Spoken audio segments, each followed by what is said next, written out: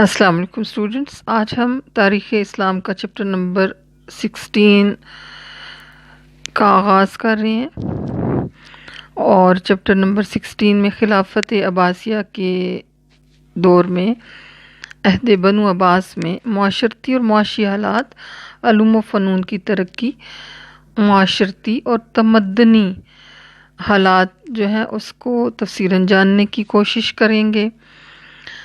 تو بنو عباس کی 500 سالہ حکومت دنیا بھر میں معاشرتی اور تمدنی ترقی کا دور تھی، جس سے دنیا بھر کے ممالک کے عوام متاثر ہوئے، کیونکہ اس دور میں مسلمان دنیا کی سب سے بڑی طاقت ہی نہ تھے بلکہ معاشرتی اور تمدنی زندگی میں بھی دنیا کے قائد تھے۔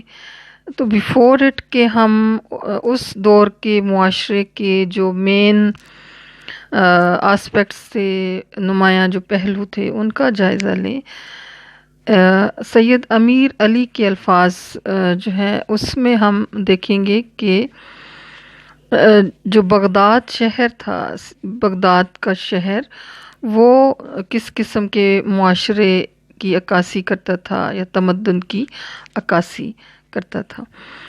تو بقول سید امیر علی منصور نے ایک جدید شہر کی بنیاد رکھی جس کے ارد گرد ایک مضبوط فصیل تھی۔ ہم بغداد سٹی کا آلریڈی بھی ڈسکس کر چکے ہیں، اور یہ جو ایک مضبوط فصیل تھی اس کے آگے ایک گہری خندق تھی۔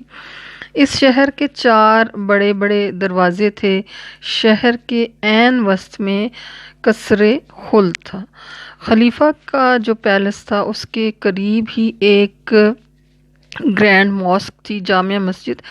اس مسجد کے آس پاس امیروں اور وزیروں کے محلات تھے، پیلسز تھے، اسلحہ خانہ، خزانہ اور دوسرے سرکاری دفاتر بھی اسی ایریا میں لوکیٹ کرتے تھے۔ شہر کا یہ حصہ مدینہ المنصور کہلاتا تھا، اور مہدیہ کے آباد ہو جانے کے بعد یہ شہر 2 ہاف سرکلز پہ ڈیوائیڈ ہو گیا تھا، نصف دائروں پر، اور جن میں سے ایک دجلہ کے لیفٹ بینک پہ تھا، بائیں کنارے پہ، اور دوسرا رائٹ بینک پہ تھا، دائیں کنارے پہ تھا۔ اس شہر کا جو قطر تھا وہ تقریباً 12 میل تھا، 12 مائلز۔ ایام عروج میں بغداد کی آبادی تقریباً 20 لاکھ تھی، اور جو اس کا رائٹ یعنی کہ ایسٹرن جو بینک تھا دریائے دجلہ کا، مشرقی کنارے کا نصف قطر یعنی کہ مہدیہ شان و شوکت میں جو اس کا ویسٹ ہاف تھا، لیفٹ ہاف، مغربی نصف، اس سے بہتر تھا۔ شہر کے اسی حصے میں سلطنت کے بڑے بڑے جو لیڈرز تھے ان کے محلات تھے، اور حفظان صحت کے پیش نظر شہر کے کئی حصوں کا انتظام ایک ناظم کے سپرد تھا، ایک اس کے اوپر ایک سپروائزر ہوا کرتا تھا۔ شہر کے کئی ایک مشہور چوکوں میں سے ایک کا نام مامونیہ تھا۔ شہر میں آب رسانی کا جو انتظام تھا وہ بھی نہایت اعلیٰ تھا۔ ہر مکان کو کافی پانی مہیا کیا جاتا تھا۔ شاہی محلات جو تھے ان کے سامنے کا جو وسیع میدان تھا وہ مربع کہلاتا تھا، اسکوائر۔ اس میدان میں فوج کی پریڈ، ٹورنامنٹ اور گھوڑ دوڑ جو تھی اس کا ارینجمنٹ کیا جاتا تھا۔ روشنی کے لیے گلیوں اور بازاروں میں لیمپ نصب کیے ہوئے ہوتے تھے۔ منصور ہمیشہ فوجی وردی میں اپنی فوج کا معائنہ کیا کرتا تھا، انسپیکشن کیا کرتا تھا۔ ہارون، مامون اور محتسم خود فوجی کھیلوں میں حصہ لیتے تھے۔ دمشق کی طرح بغداد میں بھی گھوڑ دوڑ کا بہت شوق تھا، اور یہ جو اسکوائر تھا، مربع، وہاں پہ پولو کا مقابلہ بھی ہوتا تھا، اس کے کمپٹیشنز بھی ہوا کرتے تھے۔ پولو کے جو میچز تھے اس میں خلیفہ ہارون الرشید بھی حصہ لیتے تھے۔ اسی طرح مہدیہ جو تھا وہاں پہ بھی ایک بہت بڑا میدان تھا، جہاں سپاہیوں کی بیرکس وغیرہ تھیں۔ شہر میں چونکہ مختلف قومیں آباد تھیں، اس لیے ہر قوم کے مفاد کا تحفظ ان اقوام کے سرداروں کے سپرد تھا۔ یہ سردار اپنی قوم کے طرز عمل کے ذمہ دار ہوتے تھے۔ بغداد میں محلات کی اتنی کثرت تھی کہ اسے شہر محلات کہا جاتا تھا۔ بیشتر محلات سنگ مرمر کے بنے ہوئے تھے۔ بغداد کی عمارتوں کا طرز تعمیر دمشق سے ملتا جلتا تھا۔ عام طور پر عمارتیں کئی منزلہ اونچی ہوتی تھیں۔ ان عمارتوں کی آرائش اور زیبائش میں ایرانی اثرات صاف دکھائی دیتے تھے۔ محلات اور حویلیوں کی آرائش کے لیے قیمتی سامان خریدا جاتا تھا۔ قصر خلافت اپنی شان و شوکت اور زیبائش میں اپنی مثال نہیں رکھتا تھا، اور فرائیڈے پریئر سے پہلے فوج پریڈ کرتی تھی جس میں سلطنت کے بڑے بڑے عہدیدار بھی شرکت کرتے تھے۔ اموی معاشرت اور تمدن شاہانہ تکلفات کے باوجود عربوں کی روایتی سادگی اور بدویانہ شان کا مظہر تھا، لہٰذا اس دور میں عجمی اثرات عربی تمدن پر غالب نہ آ سکے۔ لیکن جب بنو عباس نے ان کی جگہ لی تو تمدن اور حکومت کے لیل و نہار بدل گئے۔ مذہب کے سوا زندگی تمام صورتوں میں عجمی رنگ میں رنگی گئی۔ اس تبدیلی کی بنیادی وجہ یہ تھی کہ عباسی ریاست اور معاشرہ کی تشکیل ہی عجمی عناصر نے کی تھی۔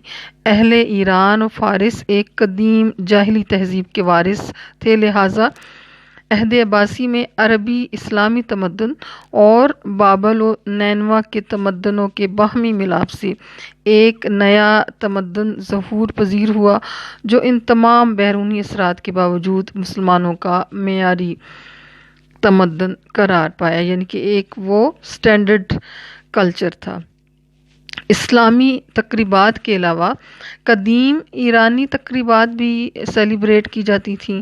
ایک طرف خلیفہ عید الفطر کے موقع پر عمائدین سلطنت کو اپنے ہاں انوائٹ کرتا، سب ایک طرح کا لباس پہنتے، صرف علماء اور فضلاء کا لباس ان سے ڈیفرنٹ ہوتا۔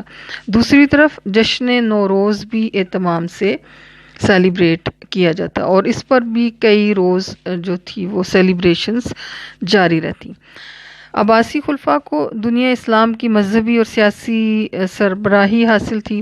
خلیفہ اس حیثیت سے مسلم معاشرہ کا سب سے اعلیٰ فرد سمجھا جاتا تھا، لہٰذا وہ قدرتی طور پر اس کے جو افراد خاندان تھے اپنے طرز عمل سے مسلمانوں کی تمدنی رہنمائی کرنے میں سر فہرست تھے۔ عباسی خاندان کے افراد کے علاوہ معاشرہ کے دوسرے بااثر لوگ یعنی کہ اراکین دولت یعنی کہ گورنمنٹ میں جو سٹیک ہولڈرز تھے، درباری امراء، وزراء، اہل علم و فن اور صنعت و حرفت سے وابستہ لوگ بھی تمدنی اور معاشرتی تبدیلیاں لانے میں ہمیشہ پیش رہے۔ صاحب اختیار اور با وسائل طبقہ کے لوگ متمول ہی نہیں، پڑھے لکھے لوگ اور مہذب اور نفیس انسان تھے۔ اس طرح عہد عباسی میں جو تمدن پروان چڑھا اپنی لطافت اور آب و تاب کی وجہ سے دنیا بھر سے صدیوں خراج تحسین پاتا رہا۔ حکمران طبقہ کی زندگی شاہانہ طرز اور تکلفات سے پر تھی، اس لیے عام معاشرتی سطح پر بھی جو اثرات مرتب ہوئے اسی کے تحت معاشرہ میں نام و نمود، شان و شوکت اور نمائش کا جذبہ عام ہوا۔ نت نئے فیشن جنم لیتے اور زندگی کی آسودگی اور آسائش کی راہیں کھلتی رہتی۔ زرق برق ملبوسات، سونے چاندی کے زیورات اور کھانے پینے کے برتن، سنگ مرمر کی بلند و بالا پرشکو عمارات اس تمدن کا ایک خاصہ تھی۔ ان شاندار عمارتوں کے اندر بہترین قالین اور دروازوں پر لٹکے ہوئے قیمتی پردے عجیب نظارہ پیش کرتے۔ بغداد کے اندر سے گزرتی ہوئی نہریں، ان کا شفاف پانی اور دور دور سے نظر آنے والے شاندار مساجد کی مینار بغداد کی لطافت اور حسن و پاکیزگی کے نمائندہ تھے۔ اس تمدن کی ایک اور نمایاں چیز بغداد کے حمام تھے، پبلک باتس۔ ایک خاص دور میں حماموں کی تعداد تقریباً 60,000 تک پہنچ چکی تھی، اور ڈاکٹر گستاو لی بون نے ان مشرقی حماموں کو خراج تحسین پیش کرتے ہوئے لکھا ہے کہ صحت جسمانی کے لحاظ سے یہ حمام یورپ سے بہتر تھے، اور دن بھر کی محنت کے بعد اس قسم کے حماموں سے بہتر کوئی چیز نہیں، اور جی چاہتا ہے کہ کاش یورپ کے کل بڑے شہروں میں ایسے حمام ہوتے۔ کسی ملک کی عمارات اس ملک کے باشندوں کی سیرت کی صورت ہوا کرتی ہیں۔ کسی بھی قوم کی تمدنی خصائل اور دماغی ترقیوں کا اندازہ اس کے گھروں اور عبادت گاہوں کی ساخت سے بخوبی لگایا جا سکتا ہے۔ دریائے دجلہ کے شرقی اور غربی کناروں پر، یعنی کہ اس کے جو ایسٹرن اینڈ ویسٹرن بینک سے، وہاں پہ تفریح گاہوں، عالی شان عمارتوں، خوبصورت محلات اور دیگر رہائشی مکانات، درس گاہوں، منڈیوں، بازاروں اور باغات کے ساتھ ساتھ دجلہ کی روانی اور اس میں بہتی ہوئی کشتیاں اور بجرے بغداد کی تہذیب و تمدن کا ایک الف لیلائی منظر پیش کرتے نظر آتے تھے۔ چنانچہ دجلہ کے صاف و شفاف پانی کا عکس شہر کو ایک سیکل شدہ آئینہ میں دکھلاتا جس پر کبھی زنگ نہیں آیا تھا۔ گویا دجلہ کو ان دنوں بغداد میں وہی حیثیت حاصل تھی جو دریائے ٹیمز کو لندن میں ہے۔ دسترخوان پر طرح طرح کے کھانے چننا اور پرتکلف دعوتیں عباسی معاشرت کے معمولات میں سے تھیں۔ دوستوں کی صحبتیں اور محفلوں میں نبیذ کا عام استعمال تھا، اور یہ نبیذ جو ہے وہ کھجور کو پانی میں ملا کر اس سے تیار شدہ ایک مشروب ہوتا ہے، اور بہت سارے جو علماء ہیں انہوں نے اس کو جائز قرار دے دیا تھا، تو اس کا عام محفلوں میں استعمال کیا جاتا تھا۔ راگ رنگ کی محفلیں بھی اکثر منعقد کی جاتی تھیں۔ جہاں تک تفریحات کا تعلق تھا، ابتدا میں مردانگی کے آثار زیادہ تھے، مثلاً اسب سواری، نیزہ بازی، تیراکی وغیرہ، لیکن جو لیٹر پیریڈ ہے ان کا دور انحطاط میں عمرہ کا شغل، شطرنج کھیلنا، شکرے پالنا، مرغ لڑانا، کتوں سے درندوں کا شکار کرنا، حرم کی رنگینیوں اور لطافتوں سے لطف اندوز ہونا تھا۔ لونڈی اور غلام رکھنے کا رواج تھا، لیکن یہ آسائش آبادی کے 5% طبقہ کو ہی حاصل تھی۔ عام آبادی اس قسم کے کاروبار سے قطعی ناآشنا تھی۔ اکثر عباسی خلفاء کنیزوں کے بطن سے تھے جو مختلف اقوام سے تعلق رکھتی تھی۔ اس کا اثر یہ ہوا کہ زندگی کے ہر شعبے میں آہستہ آہستہ شرفاء کی بجائے فرومایہ اور پست خیال لوگ گھس گئے اور عباسی معاشرہ کے زوال کا باعث بنے۔ تہذیب و تمدن محض مادی سر و سامان اور نعیش و نہم کے تکلفات یا صرف لذت اندوزی اور نسب و حسب کا اثر نہیں، بلکہ اس کی اصل روح اخلاق کی تہذیب اور شائستگی ہے۔ یعنی کہ ظاہری جو نمود و نمائش ہوتی ہے وہ اس سے تعلق نہیں رکھتی، بلکہ آپ کا جو آپ کی انٹرنل بیوٹی ہے، انر بیوٹی، وہ اس سے بیلونگ کرتی ہے۔ اس اعتبار سے بھی عباسی تہذیب نہایت بلند تھی، اور اس کے خاص خاص آداب تھے جس کی پابندی ہر مہذب شخص کے لیے ضروری تھی، اور یہ آداب محض رسمی تعلقات تک محدود نہ تھے بلکہ اس میں اخلاقی عناصر بھی تھے۔ اس تہذیب کا مرکز بغداد تھا، لہٰذا اگر تہذیب و ادب اور شرافت کے طریقوں پر چلنے کا نام ہے تو اس تمدن کے حقیقی خالق اور سرپرست اور روح رواں وہ بزرگان دین اور صلحائے امت تھے جنہوں نے عباسی خلفاء اور برسر اقتدار طبقہ کے مد مقابل حقیقی اسلامی روح اور طریقے زندگی اور تمدن کو برپا کرنے میں کوئی دقیقہ فروغ گزاشت نہ کیا۔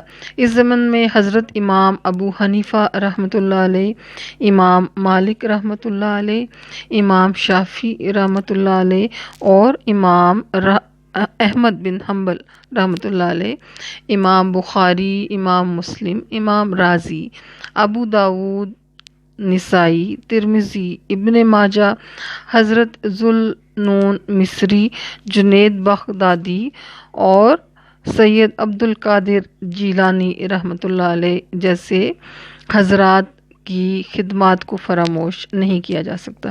مسلم ریاست کے استحکام اور غلبہ اسلام کے حقیقی پشت پناہ اس تمدن کا یہی اخلاقی پہلو تھا جس کی آبیاری اگر ان بزرگان دین کے ہاتھوں نہ ہوئی ہوتی تو عباسی خلافت یا کوئی بھی اسلامی حکومت اس قدر طویل عرصہ تک دنیا میں غالب و حاکم قوت کی حیثیت سے باقی نہ رہتی۔ تمدن میں اس حسن اخلاق کی جوں جوں کمی آتی گئی توں عباسی خلافت زوال پذیر ہوتی گئی۔ بالعموم قرون وسطیٰ میں یعنی کہ مڈل ایجز جو ہیں اس میں معاشرے میں جو طبقات پائے جاتے تھے ان کے درمیان اتنا فاصلہ ہوتا تھا کہ کسی آدمی کے لیے ترقی کی منازل طے کرنے کا کوئی موقع نہ تھا۔ عباسی معاشرے میں طبقات تو موجود تھے لیکن اس طرح کی حد بندی جو تھی وہ نظر نہیں آتی تھی، بلکہ نچلے طبقات کے لوگ اپنی صلاحیتوں کی وجہ سے مسلسل اعلیٰ ترین مناصب پر فائز ہوتے نظر آتے ہیں۔ اعلیٰ ترین طبقہ شاہی خاندان اور اعلیٰ حکومتی عہدیداروں کا تھا جس کے معاملات اور باغات اور رہنے سہنے کا انداز ایسا تھا کہ لوگ ان کی نقل کرتے تھے، مینس کہ ان کو کاپی کرتے تھے، گویا وہ معاشرتی لیڈر بھی تھے۔ عباسی دور میں آغاز ہی سے مفتوحہ قوموں کے افراد کو اثر و رسوخ حاصل تھا اور وہ اعلیٰ طبقے میں شامل ہوئے۔ برامکا ہوں یا ترک غلام، ان کو اس مملکت میں اعلیٰ ترین مقام ملا۔ مصر میں مملوک سلاطین اور پاکستان و ہند میں خاندان غلامہ کا وجود اس دور کے معاشرے پر اسلامی اصول مساوات کے اثرات کی غمازی کرتا ہے۔ عباسی دور میں متوسط طبقہ بھی موجود تھا، مڈل کلاس جو تھی، جس میں باعزت علماء و صوفیاء بھی شامل تھے اور تاجر لوگ بھی۔ یہ لوگ مرکزی علاقوں میں نہیں بلکہ بخارا، سمرقند میں بھی اپنے تجارتی اور علمی سرگرمیاں جاری رکھے ہوئے تھے۔ غلاموں کا جو طبقہ تھا حسب سابق موجود تھا جس میں جنگ کے نتیجے کے طور پر اضافہ ہوتا رہا، لیکن اس کے ساتھ ہی حصول ثواب اور گناہوں کے کفارہ کے لیے ان کو آزاد بھی کیا جاتا تھا۔ تاہم عباسی خلفاء اور سلاطین ان غلاموں کو اپنا قابل اعتماد معاون سمجھتے تھے اور ان کو ان کی صلاحیتوں کے مطابق اعلیٰ ترین مناصب پر بھی فائز کرتے تھے۔ شاہی محلات میں کنیزوں کا وجود بھی تھا اور ان کو اہم ذمہ داریاں سونپی جاتی تھیں، لیکن ان کو ہر قسم کی سہولتیں میسر ہوتی تھیں۔ اور یہ آلریڈی ہم ڈسکس کر چکے ہیں کہ اکثر عباسی خلفاء کنیز ہی کے وطن سے تھے۔ جہاں تک عورتوں کا تعلق تھا، انہیں معاشرہ میں انتہائی باعزت مقام حاصل تھا۔ یہ تمدن اسلام ہی تھا جس نے عورتوں کو ان کی اس وقت کی گری ہوئی حالت سے ترقی دی اور انہیں سوسائٹی میں وہی مرتبہ دیا جو انہیں بعد کے عرصہ میں دنیا میں حاصل ہونے والا تھا۔ تمدن عرب کے زمانے عروج میں عورتوں کا اعزاز اس سے بھی ثابت ہے کہ ان میں بکثرت پڑھی لکھی اور علوم و ادب میں ماہر خواتین پائی جاتی تھیں اور انہیں معاشرہ میں بڑی قدر و منزلت حاصل تھی۔ حالانکہ اس دور کے یورپ کے حکمران عورتوں کا مطلق پاس نہیں کرتے، جیسے کہ فرانس کا جو بادشاہ تھا شارلیمان، اس کے زمانے میں عورتوں کے ساتھ جو سلوک روا رکھا جاتا تھا اس کا اندازہ اس بات سے لگایا جا سکتا ہے کہ خود شارلیمان نے ایک دن مباحثہ کے دوران اپنی بہن پر حملہ کیا، اس کے بال پکڑ لیے اور اسے خوب مارا اور اپنے لوہے کے دستانے سے اس کے 3 دانت توڑ ڈالے۔ عباسی عہد میں عورتوں کو معاشرتی سربلندی اور کامل آزادی کے باوجود پردے کا سخت رواج تھا۔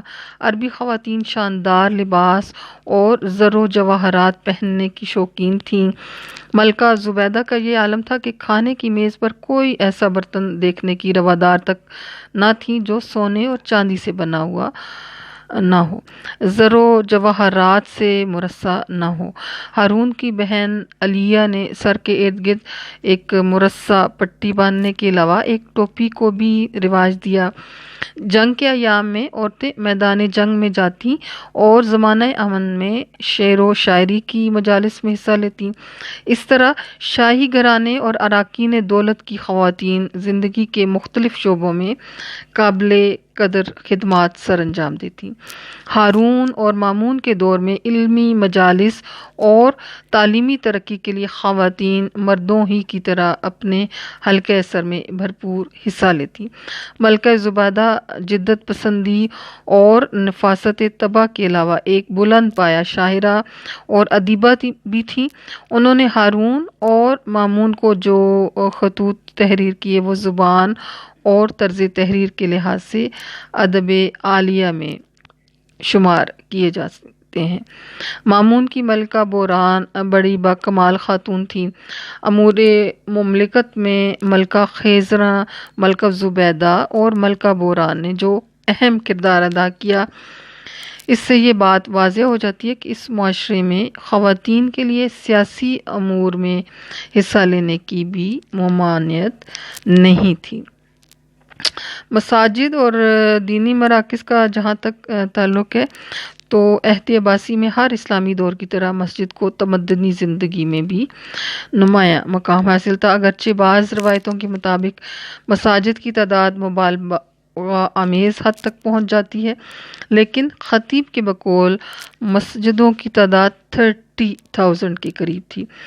یہ مسجدیں اپنے دور میں فن تعمیر کا بہترین نمونہ تھیں اور دیکھنے والوں کے دلوں میں عظمت اسلام کا رعب چھا جاتا تھا۔ اس میں کوئی شک نہیں کہ بغداد کے اسلامی تمدن نے نزاکت، لطافت اور حسن کے نمونے تخلیق کر کے دنیا بھر سے خراج عقیدت پایا، لیکن یہ حقیقت بھی اس جگہ بدستور قائم رہے گی کہ رب العالمین کے حضور فرش خاک پر سجدہ ریز ہو کر جو عجز و انکساری، خشوع و خضوع اور طمانینت قلب کو حاصل ہوتی ہے، وہ قالین یا ریشمی مسلح دل کو فراہم نہیں کر سکتا، کیونکہ پتھر کا فرش خواہ وہ سنگ مرمر یا سنگ سرخ کا ہو، سنگ دلوں کو موم نہیں کر سکتا۔ مدینہ منورہ اور دمشق و بغداد کے تمدنوں میں یہی فرق نمایاں نظر آتا ہے۔ جہاں تک غیر مسلموں ذمیوں سے سلوک کا تعلق تھا تو خلفائے بغداد کا غیر مسلموں کے ساتھ رویہ حسن سلوک اور رواداری پر مبنی تھا۔ غیر مسلم اقوام کے افراد جن میں عیسائی، یہودی، آتش پرست اور ہندو بھی شامل تھے، بڑے اطمینان اور آسودگی سے زندگی گزار رہے تھے۔